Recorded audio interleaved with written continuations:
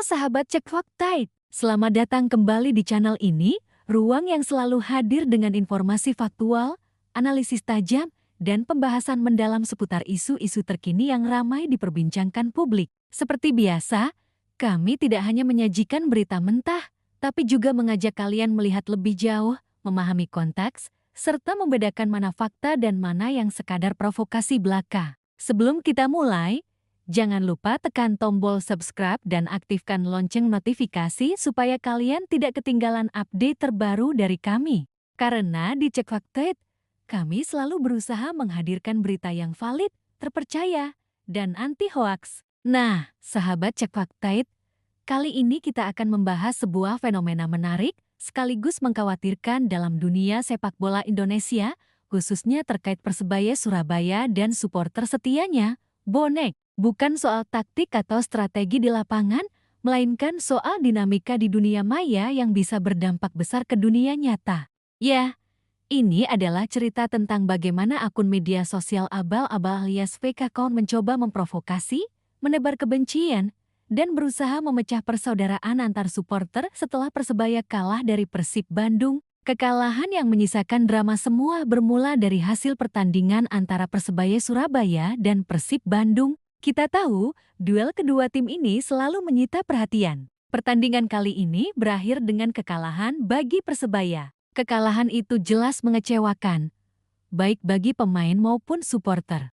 Namun dalam sepak bola, kalah dan menang adalah hal biasa. Yang penting adalah bagaimana tim bangkit, memperbaiki diri, dan bersiap menghadapi laga berikutnya. Sayangnya, suasana pasca pertandingan yang seharusnya fokus pada evaluasi justru tercorang oleh ulah segelintir pihak di media sosial. Akun resmi Persebaya, yaitu @official Persebaya, mengunggah aktivitas latihan pemain. Isinya sederhana, foto-foto latihan di lapangan dan di gym, persiapan untuk laga berikutnya melawan Semen Padang di Stadion Gelora Bung Tama. Namun, unggahan ini justru jadi sasaran provokasi dari akun-akun yang diduga palsu. Munculnya akun provokator salah satu yang mencuri perhatian adalah akun bernama @gehalpersib. Akun ini menulis komentar pedas.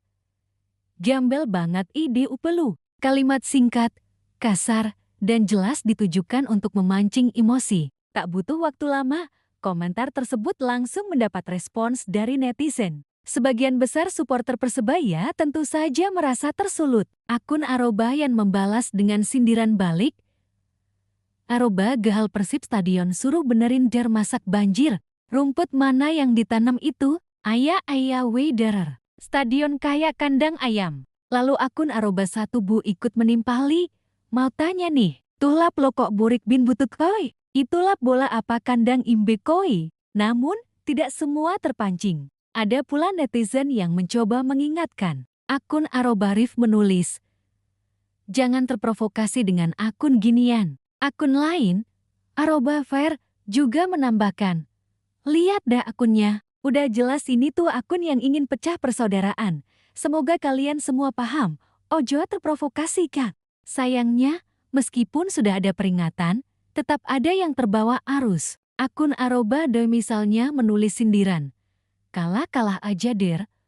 Puasa itu 30 hari bukan 20 tahun. Sedangkan mal menutup dengan komentar panas, @gehalpersib gembel mana Bandung sama Surabaya. Pingin tahu? Dari sini terlihat jelas bagaimana sebuah akun bisa memicu percakapan panjang, penuh emosi, dan berpotensi memperbesar api rivalitas. Pola lama di dunia medsos. Fenomena ini sebetulnya bukan hal baru. Dalam banyak kasus sebelumnya, kita juga melihat bagaimana akun palsu digunakan untuk memancing keributan. Polanya hampir selalu sama.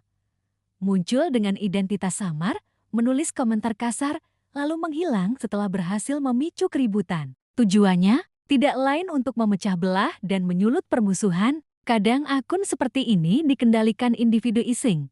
Kadang juga ada motif lain seperti persaingan antar supporter. Di sepak bola Indonesia, situasi semacam ini sangat berbahaya.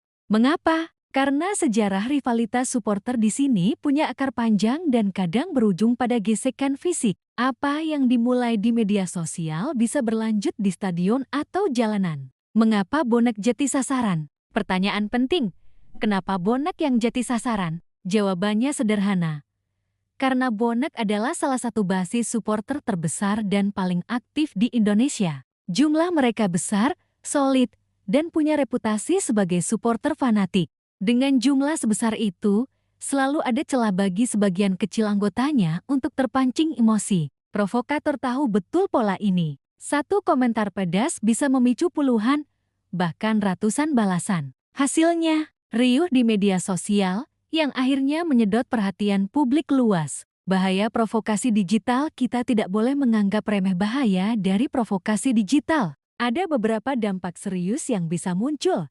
Pecahnya persaudaraan supporter, rivalitas sehat bisa berubah menjadi permusuhan jika provokasi terus dibiarkan. Citra negatif supporter. Supporter yang mudah terpancing akan dianggap emosional dan kasar. Padahal tidak semua begitu. Bentrok di dunia nyata, komentar panas bisa jadi pemicu gesekan di stadion ketika kedua kelompok bertemu. Merugikan klub, citra negatif supporter otomatis berdampak pada klub, sponsor, manajemen, bahkan pemain bisa ikut terkena imbasnya. Bijak menghadapi provokasi. Lalu, bagaimana cara menghadapi fenomena akun palsu ini? Ada beberapa langkah bijak yang bisa dilakukan.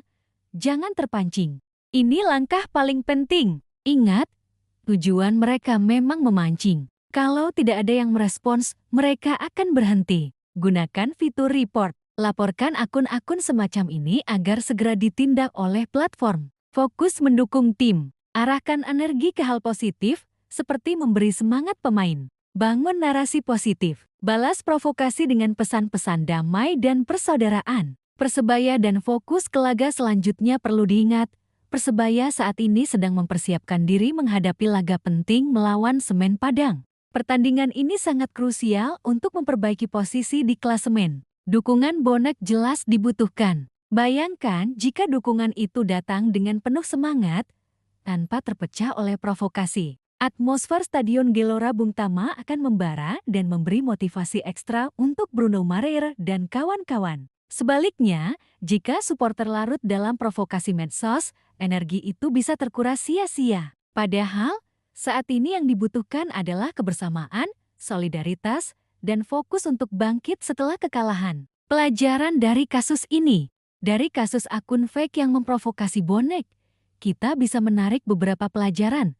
Media sosial punya kekuatan besar. Ia bisa membangun solidaritas, tapi juga bisa menghancurkan jika digunakan untuk provokasi. Supporter besar harus lebih bijak. Semakin besar jumlahnya, semakin besar pula tanggung jawab menjaga citra. Fokus utama tetap di lapangan. Kemenangan, kekalahan, dan persaingan seharusnya ditentukan di lapangan, bukan di kolom komentar. Sahabat Cek Fakta, itulah pembahasan kita hari ini tentang fenomena akun media sosial abal-abal yang memprovokasi bonek usai kekalahan Persebaya dari Persib. Dari kisah ini, kita bisa belajar bahwa dunia digital bukan sekadar ruang virtual. Dampaknya nyata, bisa mempengaruhi emosi, tindakan, bahkan citra sebuah kelompok besar. Untuk itu, mari kita bersama-sama lebih bijak. Jangan mudah terpancing, jangan mudah terprovokasi. Ingat, tujuan kita sebagai pecinta sepak bola adalah mendukung tim, menjaga persaudaraan,